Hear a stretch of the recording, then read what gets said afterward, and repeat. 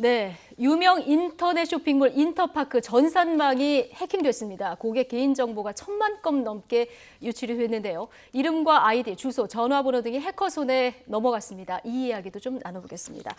자, 1,000만 명이 넘는 고객 정보가 유출됐는데 그렇습니다. 이게 회원 절반 그렇습니다. 이상이라면서요? 이제 2천만 명 정도가 지금 인터파크 쇼핑몰에 가입이 돼 있는데 예. 1,030만 명 정도 해킹이 돼가지고 1,030만 명. 이게 이제 예. 개인 정보. 다행히 정보정통망법의 주민등록 번호는 보관이 안 되게 돼 있기 때문에 이 불행 중 다행이네요. 그나마 다행인데 예. 그렇다고 하더라도요. 지금 이 정도만 해도 상당히 2차, 3차 피해가 우려가 됩니다. 그렇군요. 네. 그런데 이제 문제가요. 해커가 정보 유출을 미끼로 거액의 금품을 인터파크 쪽에 요구를 했는데 이 협박이 있을 때까지 인터파크 측에서는 이걸 몰랐다는 거잖아요. 근데 사실은 5월 달에 이게 이제 해킹이 돼가지고 이제 확인을 예. 했는데요. 아마 경찰에도 신고도 좀 늦은 감이 있는데 아마 인터파크 쪽에서는 이게 좀 터무니없는 그런 네. 협박이다. 뭐 수십억을 요구를 한 협박 사건이기 때문에 그래서 이제 그렇게 크게 심각하게 생각하지 않은 게 아닌가 이렇게 이제 했는데 결국은 경찰이 신고를 하고요. 예. 경찰청 사이버수사국에 신고를 하고도 상당한 기간 동안은 이제 경찰이 그 협조 요청을 하는 바람에 예. 공지를 안 했었는데 그럼 열흘 넘게 알리지 않은 이유가 그렇습니다.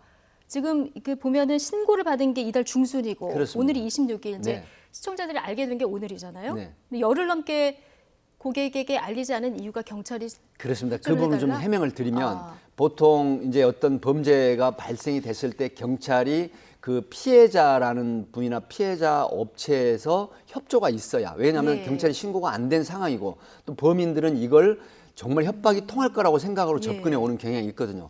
이런 측면 때문에 경찰의 수사 협조 때문에 공지를 안 했다. 이제 이런 부분이 있는데 사실 그 저간의 사정으로 보면은 보안 전문가라든가 이런 부분이 출동을 해서 추가적인 피해가 없도록 장치는 해놨다고 합니다. 예. 그렇기 때문에 이제 공지는 12일 정도 후에 했는데 그렇다고 하더라도 이 부분은 조금 매끄럽지 못하다. 이제 이런 측면이 있죠. 네, 지금 해커들이 여러 국가를 통해서 지금 전산망에 침투했다 이렇게 알려지고 있는데요. 이럴 경우에는 IP 추적이 조금 어렵지 사실은 않습니까? 그 인터넷 프로토콜 IP 추적이 아마 최근에 2개월 전에 서울경찰청 그 지능범죄수사대 이제 여경 그 팀장이 실제 이제 이런 경우에 사례 수사한 사례가 있습니다. 예. 중국에 진출해서 9명의 피의자들 검거해왔거든요. 서버 추적도 하고요. 예. 지금은 인터폴에 가입이 안 된 국가라고 하더라도 사법공조 체계가 상당히 잘 이루어지고 있는 네. 형태이기 때문에 일반적으로 해외에다 서버를 두면 무조건 잡히지 않는다는 생각은 지금 위험합니다. 예. 범인들 입장에서는. 그렇기 때문에 만약에 이런 범죄를 한다고 하더라도 상당한 피해가 있을 때는 이제는 사법공조 체계가 가동이 돼서 현장에 진출하거나 인터폴의 협조를 얻어서 충분히 수사 가능하다 네. 하기 때문에 물론 지금 우리 국내에서 발생하는 것처럼 100% 완전하게는 안 되지만 네. 상당히 지금은 수사가 진척이 돼서 저 같은 경우도 강남 재래가 납치에 예를 들어서 해외에 나가가지고 예. 동남아 쪽에 나가서 우리 팀에서 나가서 범인을 잡아오기도 했었거든요. 그래서 지금은 아마 너무 그 쉽게 생각을 하면 안 되는 범죄입니다. 예.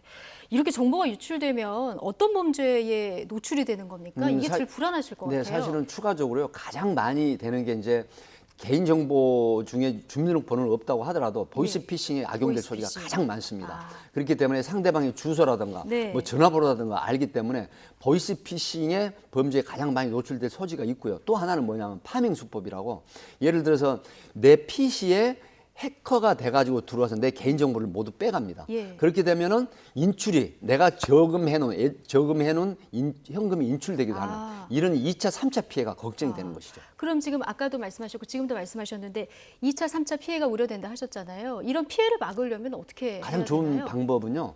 우선 이제 그 보안 시스템 강화를 하는 게 이게 이제 뭐 많이 있습니다. 예. 보면 인터넷진흥원이라든가 관련 그 기관에 들어가서 물어보면 아주 손쉽게 내려받을 수가 있고 예. 보안 시스템이 강화책이 전부 규정이 돼 있거든요. 네. 이런 걸 해놓으면은 추가적으로 해킹 방지 시스템이 깔립니다. 아. 네, 그러니까 뭐 길게 말씀드릴 것도 없고 보안 시스템 강화라는 것을 이제 하게 되면 분명히 해커도 들어오기 어렵고 지금 여기도 인터파크에도요 예. 민간 합동 네.